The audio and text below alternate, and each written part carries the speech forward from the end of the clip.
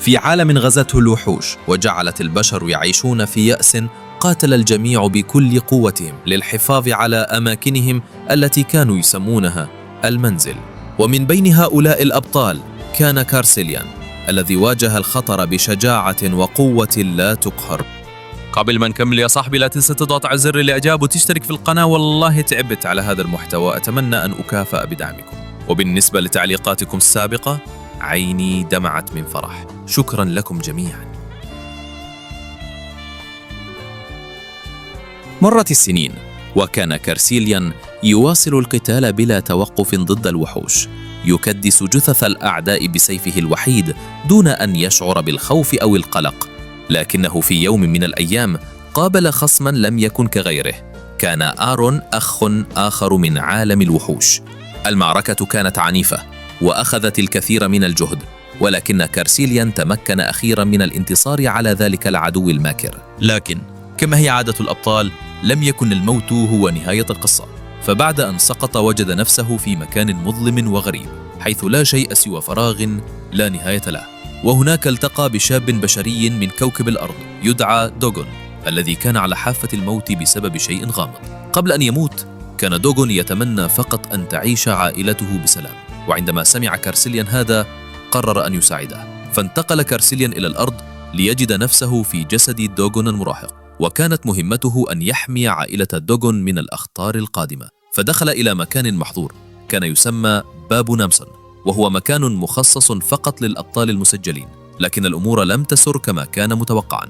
بدأ كارسيليان في البحث عن الوحوش، لكن أثناء بحثه صادف مجموعة من الأبطال الذين كانوا في نفس المكان.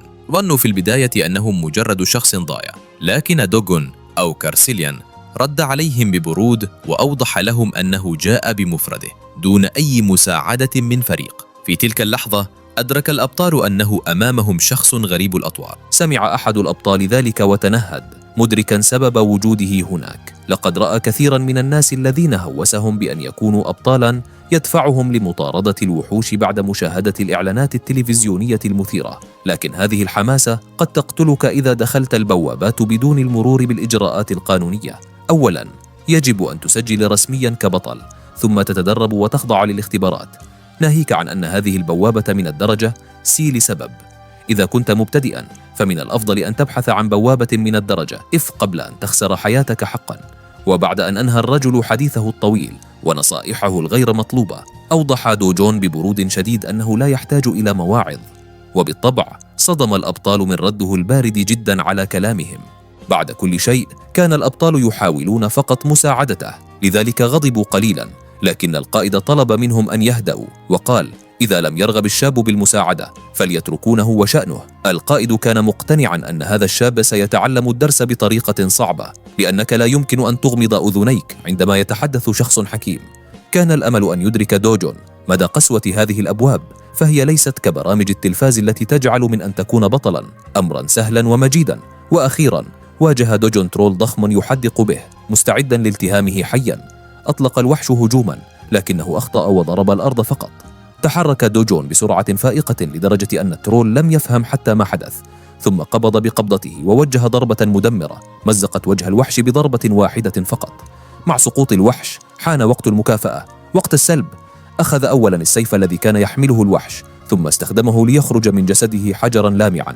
كان حجرا سحريا ضعيف الجودة، لا شيء يثير الاهتمام، لكن دوجون لم يكن لديه خيار آخر في هذه الظروف. وفجأة غزت المزيد من الوحوش المكان غاضبة بعد رؤية زميلها مقطوع الرأس. التفت دوجون بسرعة وأطلق الحجر السحري ليصيب رأس أحدهم ويقتله، والآخران هجموا كما لو كان لديهم رغبة بالانتحار، ودوجون كان سعيدا بتنفيذ رغبتهم. بينما يواصل دوجون تدمير الأعداء، نعود إلى مجموعة الأبطال الذين يمرون عبر هذه المنطقة المليئة بالوحوش. عقولهم لا تزال تفكر في الشاب الغريب. كانت المرأة ذات الشعر الأحمر قلقة جدا على سلامته، لكنها حصلت على طمأنة من القائد أن هذا مستبعد جدا، فالأشخاص غير المصرح لهم يكتشفهم دائما موظفو مركز التحكم، وهم من الرتب العالية، بينما هذه البوابة من الدرجة سي، فلا داعي للقلق ما دام دوجون لا يندفع بجنون نحو الوحوش. أما الحقيقة فهي عكس توقعاتهم، فالشاب هو من يجعل هذه الوحوش الضخمة ترتجف من الخوف. ضربة واحدة وسقط الفريسة، وهو سريع جدا لدرجة أنهم لا يستطيعون حتى لمسها، ناهيك عن سحقه بأسلحتهم. ظهر فجأة خلف أحدهم وركل رأسه بقوة مدمرة. مع سقوط كل الأعداء جمع دوجون الحجارة السحرية في سيفه وملأ حقيبته، رغم شعوره بخيبة أمل بسيطة لما جمعه اليوم، فمعظمها كان ضعيف الجودة. في تلك اللحظة رآه أحد موظفي مركز التحكم وأخبر زملائه حاولوا استدعاء دوجون لعرض بطاقة تسجيله كبطل، وإذا لم يكن مسجلا عليه مرافقتهم إلى المركز، لكن دوجون لم يكن مهتما، مما جعل الرجل يرتجف من الغضب. حين حاول أحدهم الإمساك بيده وتهديده، قبض دوجون على يده بعنف شديد، محذرا إياه أن يتوقف عن إزعاجه. هذا الخوف أصاب الرجل بالقشعريرة، بينما سحب الآخران عصيهما السحرية، لكنها لم تكن كافية لإيذاء دوجون جسديا. فالتفت دوجون إليه بعنف وأجبره على الصراخ كجبان، ثم وجه له تحذيرا صارما: من الأفضل أن يبتعدوا قبل أن يفقدوا آخر ذرة من كرامتهم. في النهاية قرر العملاء مضطرين بسبب واجبهم اللجوء إلى العنف، حاولوا جاهدين ضرب بطلنا بعصيهم السحرية، لكنهم لم يتمكنوا من الوصول إليه. فاجأهم بطلنا بضربة قوية مباشرة على ظهر أحدهم، ثم ضرب آخر في بطنه. بعد ذلك ركز على آخر شخص الذي كان يرتدي نظارات، وكان آخر من بقي على قدميه. شعر الرجل الأخير بما سيحدث فبدأ في التوتر. فجأة اختفى دوجون عن الأنظار، مما جعل الرجل يدخل في حالة من الذعر وهو يرى شخصا يختفي أمام عينيه. ثم من العدم جاء لكمة مفاجئة إلى بطنه جعلته يتراجع ويتمايل من الألم. يبدو أن دوجون قد تعب أخيرا من مطاردة هؤلاء العملاء، وبدأ يفكر في التسجيل كبطل. بعد كل شيء أكد له أحد العملاء أنه طالما أنه لا يقوم بأشياء مشبوهة أو غير قانونية فلن يلاحقه أي عميل. سأل دوجون عن شيء يسمى الشق، وهو سؤال ترك الجميع في حيرة لتوضيح كيفية عمل هذا العالم. هناك عدة ممرات تربط بين هذا العالم وعوالم الوحوش الغريبة. هذه الممرات منتشرة في جميع أنحاء الكوكب. الحجارة السحرية المستخرجة من أجسام الوحوش تستخدم كمصادر طاقة جديدة، مما يجعلها مطمعا للكثيرين، ولهذا السبب يراقب الحكومة هذه الممرات بشكل دائم للسيطرة عليها بالكامل. الممرات التي تسيطر عليها الحكومة وتفتح للأبطال تسمى البوابات، أما الممرات التي لا تراقبها الحكومة ولا يتم إغلاقها تسمى الشقوق. بالعودة إلى بطلنا، كان يشعر بالإزعاج الشديد بسبب ملاحقة هؤلاء الرجال المدربين له واتهامهم إياه بالتسلل بغض النظر عن البوابة التي يمر بها. شرح له العميل بحزن أن أي بطل غير مسجل يدخل البوابة بدون إذن يتم إرسال تنبيه تلقائيا إلى مركز التحكم، ويرسل العملاء فورا. عندما قرر دوجون الدخول إلى شق، حذره العميل من أنها ليست سهلة الوصول مثل البوابات، وأن دخول شق بدون إذن يؤدي إلى عقوبة شديدة دون تحذيرات أو اتفاقات. لكن دوجون لم يهتم بكل هذا الكلام، فقبض على العميل المسكين من وجهه وألقاه جانبا كأنه حقيبة مهملة. في هذه اللحظة بدأ العميل يندم على عدم الاتصال بالمركز، لأنه أصبح واضحا أنه أكبر من طاقته. قبل أن يغادر نظر دوجون إلى العميل الملقى على الأرض يفكر في مدى ضعف هذا الرجل. بدا وكأن ذراعه مكسورة وهو يصرخ بالتهديدات قائلا إنه سيقبض على دوجون ويزج به في السجن. انتقل المشهد إلى مجمع الغاز والرقمنة في حي هوامتشون، حيث يتم الآن إجراء جميع المعاملات المتعلقة بالحجارة السحرية أو أي شيء يتعلق بالبوابات. ويبدو أن هذا المكان الآن أكثر ازدحاما من أي وقت مضى. دخل دوجون إلى أحد المحلات المتخصصة في شراء وبيع الحجارة السحرية، حيث استقبله شخص من جيل الزد مشغولا بمشاهدة مقاطع فيديو سخيفة. عندما قال دوجون إنه يريد بيع بعض الحجارة السحرية، بدأ مالك المحل فورا بالتفاخر بمتجره قائلا إن هذه الفرع يقدم أفضل الأسعار في البلاد، بل وأعلن أنه الأفضل على مستوى الدولة. أخيرا وضع دوجون جميع الحجارة السحرية ذات الجودة المنخفضة والمغطاة بدم الوحوش على الطاولة. بدأ صاحب المحل يعبس وجهه بشدة وهو يرى الدماء الملتصقة بالحجارة السحرية. كان واضحا أنه يشعر بالاشمئزاز، لكنه لم يعترض وواصل المعاملة. عرض على دوجون كوبا من القهوة بينما كان يعمل على تنظيف الحجارة، وبعد فترة كان دوجون يحتسي قهوته بينما صاحب المحل ينظف بعناية الدماء العالقة بالحجارة. ثم بدأ صاحب المحل بحساب المبلغ الإجمالي. كان هناك 12 حجرا سحريا منخفض الجودة، و16 حجراً من الجودة المتوسطة، بالإضافة إلى حجرين من الجودة العليا. لكن بعد خصم 40% كعمولة، كان دوجون سيحصل على حوالي 5.5 مليون. لم يكن بطلنا مرتاحاً لدفع هذه النسبة، إذ شعر أن هذا غير عادل، فهو من قام بكل العمل، ضيع وقته، ولا يفهم لماذا يعتقد هذا الرجل أنه يستحق تقريباً نصف المال. ومع ذلك قال صاحب المحل بفخر أنه كريم جداً، حيث إنه يفرض فقط 40%، بينما يفرض جميع منافسيه أكثر من ذلك 45% أو أكثر. وكان واثقاً جداً من نفسه لدرجة أنه قال لدوجون إنه يمكنه أخذ حجارته إذا لم يعجبه السعر، لأنه لا أحد سيعرض عليه أكثر من ذلك. لكن دوجون وقع في فخ صاحب المحل، وبدأ في جمع حجارته الثمينة مرة أخرى داخل حقيبته. وعندما رأى صاحب المحل أن حيله لم تنجح، أمسك يد دوجون قبل أن يرحل وطلب تعويضاً عن التقييم والقهوة التي شربها، 30,000 وون للتقييم و10,000 وون للقهوة، ناهيك عن كل الدماء التي اضطر إلى تنظيفها والتي تسببت في إتلاف منشفة غالية لديه. وهكذا كان دوجون مطالباً بأن يدفع له 350,000 وون. لم يكن بطلنا ينوي الاستسلام لهذه المطالب السخيفة، على الرغم من أن صاحب المحل استمر في الإصرار. فاضطر صاحب المحل إلى التهديد بأسلوب بلطجي، قائلاً إنه لديه حراس من فئة سي لحمايته. وفي اللحظة التالية اقتحم حراس البوابة من الباب الخلفي، قائلين إنهم جاهزون للتعامل مع أي مشاكل. رد دوجون بنظرة حادة، والنظرة المتبادلة بينه وبين صاحب المحل كانت مليئة بالتوتر. مرت بعض اللحظات، ثم انتقل المشهد إلى وجه صاحب المحل المترقرق عرقاً وخائفاً. كان الرجل الذي في السابق يتصرف كأنه بطل القصة الآن يواجه الحقيقة بعد أن هزم دوجون ثلاثته بلا تعب، ليظهر من هو البطل الحقيقي. ثم اقترب دوجون من المكتب وبدأ التفاوض بهدوء على العمولة، خفضها إلى 1% دون أن يتفوه أحد بكلمة. الجميع يعرف أنه لا يمكن التفاوض مع شخص مثل دوجون عندما ينظر إليك مباشرة في عينيك. تم الاتفاق، وخرج دوجون محملاً بمبلغ جيد من المال، نظير الجهد الذي بذله للحصول على تلك الحجارة. وعندما وصل إلى المنزل، كانت جدته وشقيقته في غاية الدهشة من كمية المال التي حصل عليها، حتى أن الجدة بدأت تشك في أن المال مزيف. لكن دوجون سرعان ما وضح الموقف قائلاً إن المال جاء من إقراضه لأحد أصدقائه الذين بدأوا مشروعاً ناجحاً.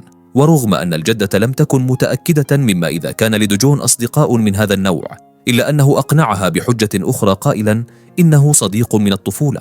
وفي النهاية توقفت الجدة عن طرح الأسئلة، على الأقل عن الأسئلة المهمة.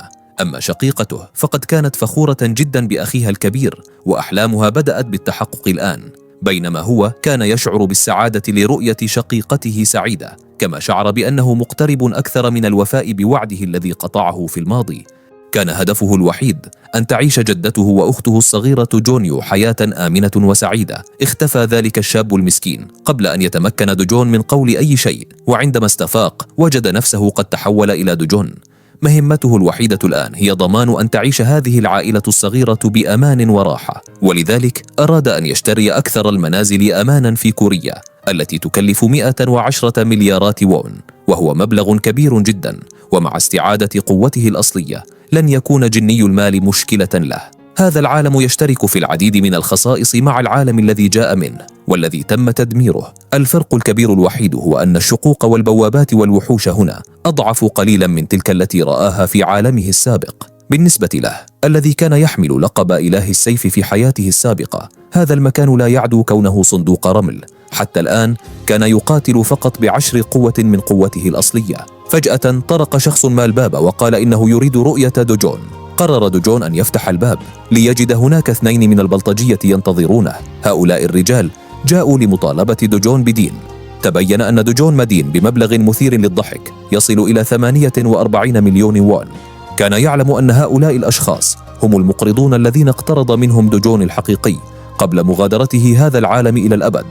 ورغم أن المبلغ الأصلي كان 5,000 وون فقط لفواتير المستشفى لجدته، إلا أن هؤلاء الأشخاص يطلبون فائدة ضخمة ويطالبون الآن 10 أضعاف ما اقترضوه. وهم يعلمون أنه بدأ جني المال مؤخرا من خلال البوابات، لذا يريدون استعادته، خاصة وأن كل شيء موثق في العقد. لكن الطريقة الوحيدة التي يمكنهم أن يحصلوا بها على المال هي لكمة على وجه أحدهم، التي أرسلت البلطجي الكبير إلى الهواء وكسرت فكه. أما الآخر فقد تدلى فكه من الصدمة، ثم أطلق دوجون نظرة قاتلة عليه ليذكره أن المبلغ الذي دفعه دوجون لهم أكثر من 9 ملايين وون بالفعل. لذلك لو حسبوا الأمور يجب أن يكون هؤلاء هم من يدفعون له فائدة. وبضربة أخرى جعلت الرجل يصرخ كالأطفال. أخبره دوجون أن يخبر رئيسه أنه هو نفسه سيذهب لزيارة هذا الرجل. انتقلت المشهد إلى مركز تجاري مزدحم بالحياة، حيث كانت جونيو الصغيرة مبتهجة في متجر دوما. اصطحبها دوجون إلى هناك ليتمتع بيوم من التسوق. كان لديها حرية كاملة لاختيار ما تشاء. لطالما كان دوجون قلبه طيبا، وفي حياته السابقة كانت ذكريات دوجون الأصلي هي التي أعادت إحياء مشاعره، ورؤية الطريقة التي كان يعامل بها جونيو حتى وإن كانت مجرد أخته غير الشقيقة جعلته يشعر بالدفء في قلبه. لذا قرر أن يفعل الشيء نفسه الآن ويعطي كل الحب الممكن لهذه الصغيرة. أخيرا اختارت جونيو دمية أرنب صغيرة لطيفة، لكنها اختارتها بتواضع، متأكدة من أنها لا تريد أن تبدو مبالغة في اختيارها. لكن دوجون أعطاها دمية أكبر بكثير، وقال لها ألا تتردد في اختيار أي شيء تريده. كانت هذه يومها، وبإمكانها أن تأخذ ما تشاء دون التفكير في المال. استمتعوا معا أيضا بتناول الطعام اللذيذ. بينما كانوا يستمتعون بالوجبة جاء صوت مجهول ينادي دوجون باسمه. كانت امرأة في منتصف العمر مصحوبة بمجموعة من الحراس. هذه المرأة التي كانت ممتلئة الجسم بدأت في إلقاء الانتقادات السخيفة على دوجون. أولا انتقدت ملابسه وقالت إنها سيئة جدا، ثم شتمت الفتاة بجانبه. كانت تجرؤ على إلقاء تلميحات أنها تعتقد أن دوجون هو والد هذه الفتاة، وكأن والدتها جلبته إلى هذا العالم. بالطبع هذه الطعون اللفظية جعلت دوجون يغلي من الغضب، وفي الوقت نفسه جونيو الصغيرة لم تكن تعرف من هي هذه السيدة ولا لماذا كانت تتحدث بهذه الطريقة. السيدة انتقلت سريعا للحديث مع الفتاة وسألتها عن اسمها. قالت الفتاة لي يونيو، مما جعل المرأة تدرك أن هذه هي أخت دوجون. ثم واصلت انتقاد ملابسها قائلة إن ملابسها فوضوية أيضا. لم تترك هذه المرأة حتى أم الفتاة المتوفاة وشتمتها أيضا، مما جعل دوجون يفقد صبره تماما. ولكن لسبب ما كان دوجون يبقي نفسه تحت السيطرة دون أن يرد على الاستفزازات، حتى أن هذه المرأة بدت مندهشة من كيفية احتفاظ دوجون بهدوئه وعدم الوقوع في فخاخها. لذا قررت هذه المرأة الحقيرة أن تذهب خطوة أبعد. كانت هذه المرأة السمينة تجرؤ على سؤال الفتاة الصغيرة عما تعنيه كلمة معينة، وهذا كان الحد بالنسبة لدوجون، حيث انفجر غاضبا واصفا إياها بأنها امرأة قبيحة تنتمي إلى قبيلة من الأورك. بالطبع كانت المرأة مذهولة تماما، عاجزة عن الرد، غير قادرة على فهم ما حدث. قليل من السياق لفهم سبب تحمل دوجون كل هذا من هذه المرأة حتى الآن. تبين أن دوجون ولد كابن غير شرعي وعاش في فقر شديد، وعندما كان في سن 7 توفيت والدته واضطر للذهاب إلى منزل والده. بعد أن تزوج والده امرأة جديدة تم رفضه من الجميع. الأمور ساءت أكثر عندما أنجبت زوجة والده طفلا وتم تجاهل دوجون تماما. الوضع أصبح سيئا جدا لدرجة أنهم طردوه من المنزل، فانتقل للعيش مع أخته غير الشقيقة في منزل جدته. بينما كان دوجون يفكر في هذا شعر بأسى شديد على دوجون الحقيقي الذي تحمل كل ذلك واستمر في الابتسام وكأن لا شيء يؤلمه، لكنه الآن يريد تغيير كل شيء. يبدو أن هذه المرأة هي أخته غير الشقيقة، وهذا يفسر لماذا كان يحاول التحمل، لكن لن يتحملها بعد الآن. تذكر كيف عاش في مأوى مشترك مع هذه المرأة الشريرة، وكانت لا تزال بشعة مثلما كانت دائما. ليس فقط شخصيتها الفاسدة ومظهرها البشع مثل الوحش، بل هي أيضا جاهلة تماما. تزيد من تحطيم روحه عندما يواجهها بالحقيقة بأن شخصيتها مدمرة ولديها عقدة نقص ضخمة تدفعها لإسقاط مشاعر عدم الأمان الخاصة بها على الآخرين، مسمية إياهم قبيحين. هي طامعة في حياة الآخرين ومهووسة بها، وهذه هي الحقيقة التي يجب أن يعرفها العالم. بينما يستمر في تحطيمها بتعليقاته اللاذعة، أصبح المركز التجاري كله يشاهدهم كعرض رئيسي. المرأة الشريرة كانت على وشك فقدان أعصابها، ولكن ثم دخلت زوجة والد دوجون. رأت المرأة الشريرة والدتها وتوجهت إليها على الفور مثل طفلة تبكي. تشتكي من إهانة دوجون لها، لكن الأم كانت غاضبة جدا لرؤيتها هكذا، فأخذت تسكتها بنظرة باردة. لن أكذب، دوجون لديه زوجة أب مذهلة. في البداية ظننت أن المرأة الشريرة كانت هي زوجته، لكن هذه المرأة الأنيقة وجهت انتباهها إلى دوجون وسلمت عليه بكل لطف ونعمة، داعية إياه للعودة إلى المنزل وقضاء وقت جيد. لكن دوجون يعرف تماما أن كل هذه الواجهة من اللطف هي زيف. في النهاية هي نفسها من تسببت في أسوأ معاناته خلال 12 عاما التي عاش فيها معهم. كانت المرأة تواصل تذكيره بالأشياء التي كان يود دفنها للأبد، مما أثار فيه توترا شديدا وأدخله في حالة جادة تماما. بصوت أكثر برودة من نكت أمهاتك قال لها دوجون أن تذهب بعيدا، وكان ذلك ضربة مباشرة لكرامتها. أن يهان شخص مثلها من شخص أصغر منها ببساطة استدارت وانصرفت مع قليل من الكرامة التي تبقى لها. لم تتوقع أبدا أن يرد عليها دوجون بهذه الطريقة، وظلت تتساءل إن كان هذا هو الشاب الذي كان يخفض رأسه حتى عندما كانت تصفعه بلا سبب. ابنتها الغبية تبعتها تماما كما فعل الحراس الذين كانوا معهما. بصراحة هؤلاء الأشخاص كانوا مثل التماثيل في هذا المشهد. ثم انتقلنا إلى دوجون حيث قرر أن يغادر أيضا. كان رد فعله تجاه عائلته الجديدة مدروسا تماما، أراد أن يوضح شيئا ما. ذلك الدوجون الذي لم يكن يستطيع رفع صوته لم يعد موجودا. حان الوقت لكي تفهم عائلته القذرة ذلك. ثم تغير المشهد إلى مرسيدس يسرع على الطريق. داخل السيارة كانت الأم الشريرة وابنتها. كانت الابنة غاضبة جدا من والدتها لأنها صمتت بدلا من أن تضع دوجون في مكانه، بينما كانت تستعرض غضبها وتلعن دوجون بسبب الإهانة التي تعرضت لها. أمرت والدتها مساعدها أن يشرح لها لماذا لا يزال دوجون على قيد الحياة. كان الرجل الأصلع لا يعرف كيف لا يزال دوجون حيا، لأن تقاريره لم تتطابق مع الواقع. فصاحت الأم بأعلى صوتها: كيف يمكن أن يكون حيا؟ لقد تأكدنا من أن العمل تم بشكل نظيف. والمسكين يطمئنها قائلا إنه سيعود للتحقيق في الأمر وسيضمن إنهاء المهمة بشكل صحيح هذه المرة. بينما كانت الابنة لا تعرف شيئا عن خطط والدتها الشريرة طوال الوقت، كانت مصعوقة عندما سمعت عن القتل والموت. أخيرا وجهت الأم لها سؤالا مفاجئا، أرادت أن تعرف إذا كانت ابنتها تشعر بشيء تجاه دوجون. هذا فاجأ المرأة البدينة تماما التي أصبح وجهها أحمر وبدأت تشعر بالتوتر. في الواقع كانت قلقة من احتمال أن يموت دوجون، لأن إذا علم الجد أو الأب بذلك سيكون الوضع سيئا للغاية. أمسكت الأم فمها بقوة وأمرت بأن تبتعد عن أمورها الخاصة. كانت هذه المرأة عازمة على إنهاء حياة دوجون دون أي نية في مغفرته، خاصة بعدما حدث عندما تحداها. التخلص منه سيكون أفضل انتقام بالنسبة لها.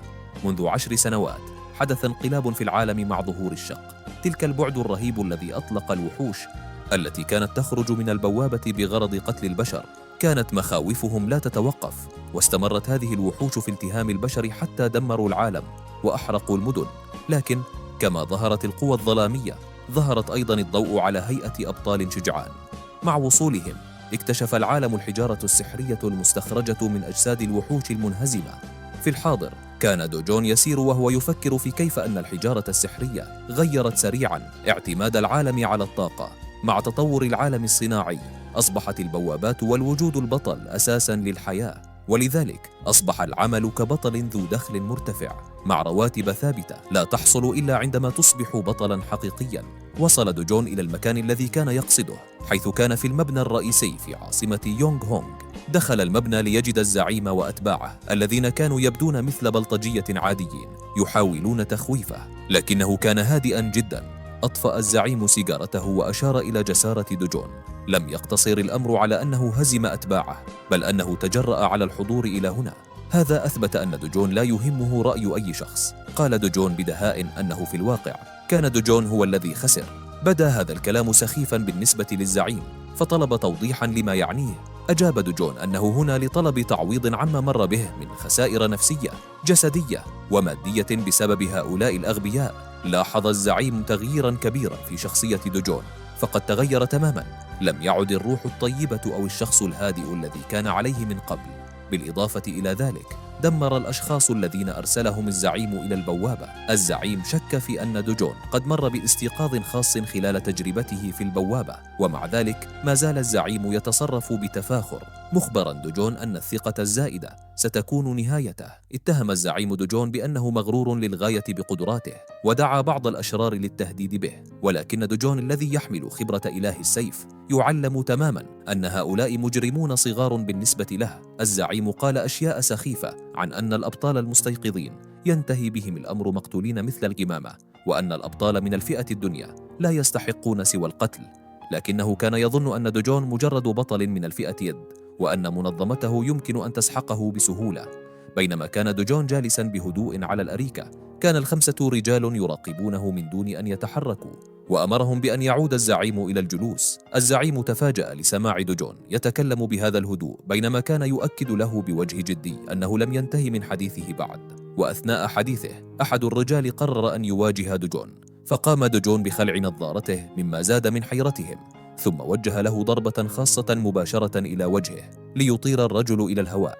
لكن الضربات لم تتوقف هنا، حيث دوجون دمر الجميع بمهارة، بينما كان يشرح لهم عن الأنشطة المشبوهة التي يديرها الزعيم خلف واجهته التجارية. ثم ضرب دوجون أحد الأشرار الذين يتعاملون مع هويات مزورة. بعد ضربه له أخبر الزعيم أنه يبحث عن هوية بطل ليسجل نفسه رسميا ويحصل على المال. تجنب هجوم آخر ورد ضربته 3 مرات أقوى، مما جعل كل المجموعة تغرق في النوم باستخدام تقنيته الخاصة التي تعمل ب100% من الوقت. ثم أضاف دوجون مطالبة قائلا أنه بحاجة إلى هوية لا تكتشف حتى لا يواجه مشاكل في المستقبل. الزعيم كان مصدوما مما حدث في ثوان معدودة. تذكر دوجون أنه لديه يوم واحد فقط لتزوير الهوية. كان بعض الرجال غير متورطين في القتال، مما يدل على أنهم لم يكونوا أكثر من دمى في هذا المشهد. أما الزعيم فكان مربكا تماما، يحاول حساب مستوى مهارة دوجون ويعتقد أنه على الأقل من الفئة بي. وأخيرا اضطر الزعيم إلى القبول بالعمل، بينما دوجون يضع يده على كتفه بابتسامة مخيفة، وسأله عما إذا كانت زوجته قد أمرت بمحاولة قتله. كما يتضح من المحادثة التي أجرتها مع ابنتها ومساعدها، الزعيم بقي صامتا حتى شد دوجون قبضته بشدة، لدرجة أن الرجل صرخ من الألم. حتى أتباعه كانوا يراقبون بلا حول ولا قوة، غير قادرين على مساعدة رئيسهم، وبالمناسبة يحتاجون إلى تغيير حلاقهم أيضا. على أي حال، الزعيم انهار في النهاية وكشف عن استراتيجيته الوحشية. كانت هذه المرأة القاسية والمناورة تخطط لسحب آخر سنة من حساب دوجون وإيصاله إلى حالة من الانهيار المالي تجعله يقرر إنهاء حياته للهروب من هذه الوضعية. كانت تلك هي أوامرها. استمع دوجون إلى هذا، وبعد كثير من التوسلات والبكاء ترك الرجل يذهب، وسأله إذا كانت هذه واحدة من الأسباب التي جعلتهم يغلقونه داخل البوابة. أصبح الزعيم في لحظة بريئا، قائلا إنه لم يكن له علاقة بالحادثة، بل وكشف أنه إذا مات دوجون داخل البوابة فلن يدفعوا له، وهذا كان سببا منطقيا لعدم حدوث ذلك. قال دوجون اسم كاني وو، الذي كان الشخص الذي أرسله إلى البوابة في المقام الأول. في جوهر الأمر، دوجون يريد أن يعرف كل التفاصيل عن هذا الشخص في اليوم التالي، وبعد أن وضع مطالبه بوضوح غادر بأدب، مما غير تماما جو المكان مقارنة بكيفية دخوله. بعد تلك المحادثة عاد دوجون إلى التفكير العميق مرة أخرى. دوجون الحقيقي كان دائما يحاول حماية أخته الصغرى وجدته المحبوبة بغض النظر عن كل ما حدث. هذا فقط أضاف طبقة جديدة من المعاناة، وأظهر نوع الحياة التي كان يجب على هذا الشاب المسكين أن يتحملها وهو في حالة من الضعف التام. لكن لا داعي للقلق، لأن إله السيف مستعد لفعل ما يلزم لوضع الأمور في نصابها. في اليوم التالي تخيل ماذا؟ دوجون قد تم تسجيله رسميا وتم منحه رتبة بي، وهو أمر مفيد على عكس القصص الأخرى حيث يجب على البطل أن يبدأ من الرتبة الأدنى لمجرد المظهر. مرر بطاقة الهوية عبر الآلة، مما أثبت صحة هويته لأن النظام تعرف عليه، بالرغم من تحذيره بأن رتبته لا تزال أقل من المطلوب للمهام الخطيرة التي هو بصدد قبولها. هذا أزعجه جدا، حيث شعر أنه كان يجب عليه أن يتعب أكثر مع الشخص المسؤول عن تصنيف الرتب لكي يحصل على رتبة أعلى لتجنب هذه المشاكل، على الرغم من تحذيرات النظام المتكررة بأنه لا ينبغي له أن يدخل البوابة التي تفوق مستواه. دوجون لم يهتم ودخل دون تفكير لنناقش تفاصيل بوابة جزيرة الليل. في الحقيقة هي بوابة من الفئة B، لكن هذا لا يعني أن صياداً من الفئة B يمكنه البقاء فيها. دائماً ما ينصح بأن يكون الأبطال على الأقل أعلى فئة من البوابة لضمان الأمان في المهمة، ومع ذلك يعتبر مقياس الزنزانة من الفئة D، مما يعني أنها ممتدة جداً وسيكون من الصعب الصيد فيها بمفرده.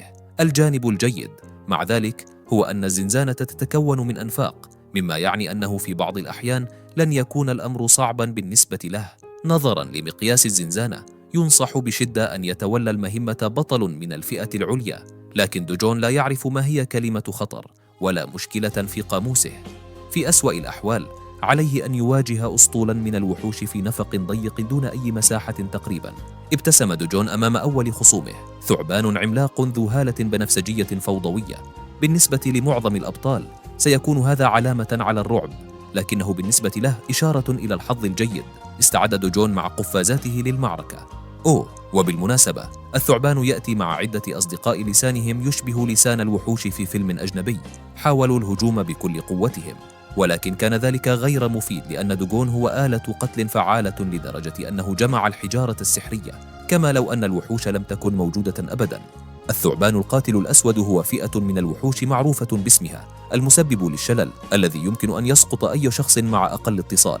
وبناء على ذلك دوجون يندفع كالصاروخ بسرعة الرصاص ويقوم بضربة قوية بكل قوته. في ثوان معدودة كان على وشك قطع الوحش إلى نصفين، متفجرا بالدماء في كل مكان، إلى أن قسم الوحش إلى نصفين. مع هزيمة الوحش لاحظ دوجون معداته. كانت القفازات التي اشتراها تحميه من السموم التي قد تلامس جسده. كان الثمن 300,000 وون، فهي تؤدي وظيفتها بشكل جيد. استمر في الصيد، ووجه دوجون انتباهه إلى 4 سحالي مفزعة بلا أطراف، وبدأ في اختراق رؤوسهم بسرعة هائلة.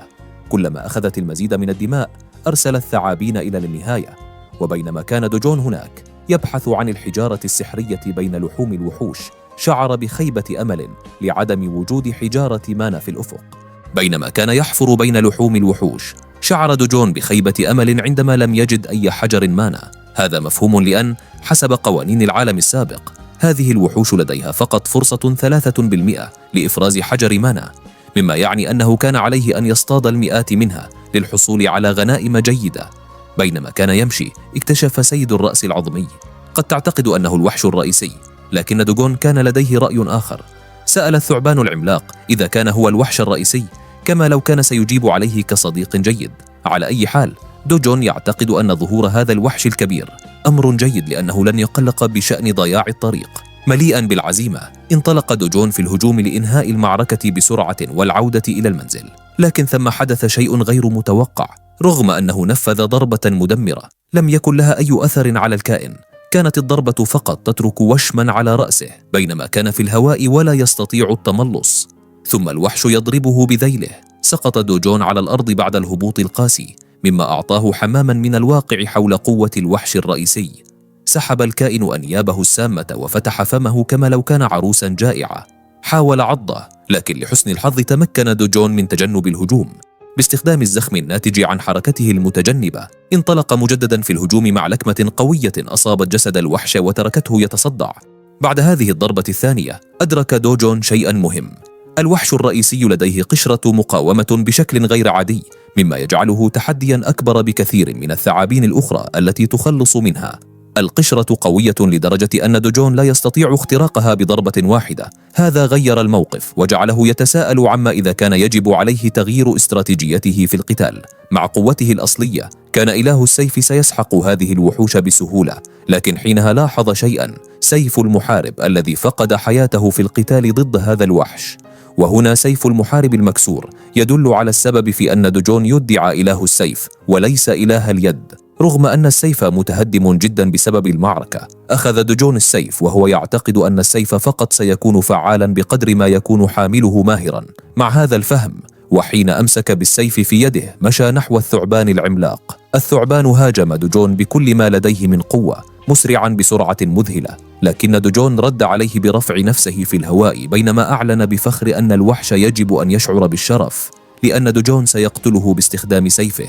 رغم أن حالة السيف كانت رهيبة، دوجون نفذ العديد من الضربات المتألقة في ثوان معدودة حتى أصبح جسد الثعبان ممزقا بالكامل. انتهت المعركة الجادة مع موت الثعبان في الخلف، بينما السيف أصبح رمادا. لحسن الحظ أنهى المعركة قبل أن يفقد السيف أي قدرة على القتال. بعد موت الوحش، دوجون كان لديه فكرة ذكية لا تشاهد كثيرا في بقية الأبطال. مزق أحد الأنياب الخاصة بالوحش، معتقدا أنها ستكون مادة جيدة لصنع سيف صغير بعد التعديل. أخذ دوجون هذا باعتباره مكافأة على رحلته، ثم خرج من البوابة، وحينما فعل ذلك كانت قد حلت الليل وكان السماء مليئة بالنجوم. مر وقت أطول في بوابة الفئة بي مما كان يعتقد، ومع الطريقة التي انتهت بها الأمور زادت عزيمته أكثر لاستعادة قوته بشكل كامل، كما أنه شعر ببعض السعادة لأن أصدقائه القدامى لم يشاهدوه في نسخته الضعيفة، لأنه كان سيكون محرجا للغاية. بعد الصيد توجه إلى تزار ليبيع الحجارة السحرية التي جمعها. أمامه كان بطل آخر قد جاء لعرض كنزه الكبير من الحجارة السحرية. عامل الموظف الأناني هذا البطل كما لو كان عديم القيمة، وأخبره أن العمولة 40%، كما هي الحال مع الجميع. حتى شخص بسيط مثله لاحظ الخداع خلف تلك النسبة المرتفعة للغاية. أشار البطل مباشرة إلى هذا، موضحا مخاوفه، وأكد أنه مجرد شخص عادي. الموظف كما فعل مع دوجون أوضح أن تعريفه بالعمولة هو الأقل بين جميع مراكز التقييم. كان يتساءل إذا كان هو المسبب للاضطراب. ما يعجبني في هذا الرجل أنه لا يغضب من الترهات. في الحقيقة يعتقد أن دوجون يستغل قوته كبطل ليخيف المدنيين في حياته الطبيعية. بالطبع هذا بعيد تماما عن الحقيقة، لأنه يعرف فقط جزءا من القصة. لكن لا يزال من المثير أن نرى شخصيات واقعية. كان الموظف يستمتع بالعرض وهو يعلم أن هذا الرجل هو بطل قديم ذو 7 سنوات من الخبرة. إذا حدث شيء له هنا، لديه روابط كافية لتدمير حياة دوجون بمجرد أن يعطي اسمه دون أن يهتم من يكون. ببساطة دوجون استدار وقال للرجل المسن أن يرحل. هذا أغضب البطل القديم، لأنه فجأة شعر أن دوجون أصبح أحمقا. سأل دوجون إذا كان يبحث عن الانتقام منه. عند سماع هذه الكلمات شعر البطل بالاستفزاز، ولكن بما أنه البطل المسؤول ومع كل الخبرة التي يمتلكها، يعلم أن القتال ضد أبطال آخرين فكرة سيئة، لأن ذلك ينتهي دائما بالموت. في الحقيقة معدل الوفيات في المبارزات بين الأبطال أعلى من المعارك ضد الوحوش. بعد أن تذكر ذلك هدأ البطل، استدار ومشى مبتعدا، تاركا الموظف في حالة من الصدمة. دوجون استدار نحو الموظف المستغل وسأله إذا كان لديه مشكلة يريد حلها. قبل أن يرد رمى له كيسا مليئا بالحجارة السحرية ليقوم بتقييمها وتحويلها إلى مال. هذه الحجارة السحرية اللامعة هي جميعها حجارة سحرية عالية الجودة، مما يثير التساؤل: من هو هذا الرجل حقا؟ من منظور الموظف عند إجراء الحسابات المجموع يصل إلى 150 مليون وون. للوهلة الأولى يبدو هذا مبلغا كبيرا، لكن بالنسبة لدوجون هو قليل جدا مقابل يوم واحد من الصيد. طلب دوجون المال، ولكن الموظف ذكر أنه يجب أولا حساب العمولة، مما يسبب نظرة باردة من دوجون. تذكر أن الاتفاق كان على 1% فقط. هدأ دوجون وقال له أن يعطيه باقي المال. داخل ذهن الموظف المضحك يريد أن يضربه بشدة بسبب وقاحته، لكن ذلك يحدث فقط في خياله. قال الموظف أنه يحتاج موافقة الإدارة من أجل مبلغ كبير مثل هذا. دون إضاعة أي وقت دوجون طلب منه الحصول على الموافقة في هذه اللحظة. بسرعة اتصل الموظف برئيسه وهمس له بتفاصيل الموقف، لكن قبل أن يغلق الصفقة بسلام أخذ دوجون الهاتف منه وقال لرئيسه أن يسرع بالدفع. وافق الرئيس، لكنه طلب فقط إعادة الهاتف للموظف. دوجون بكل سرور أعاده، ولكن ألقاه عن عمد ضد الجدار. الموظف ارتجف عند رؤية جهازه المدمر، بينما دوجون أمره بتحضير المال فورا بعد أن أصبح كل شيء واضحا. وهكذا انتهى الموظف في تحضير عدة أكياس مليئة بالمال لإتمام الصفقة. في النهاية كان الرجل محطما بعدما تم إجباره على ذلك. ربما يشعر البعض بالشفقة عليه، ولكن تذكروا أنه كان دائما يخدع الأبطال ويأخذ نصف ما يكسبونه، معرضا حياتهم للخطر.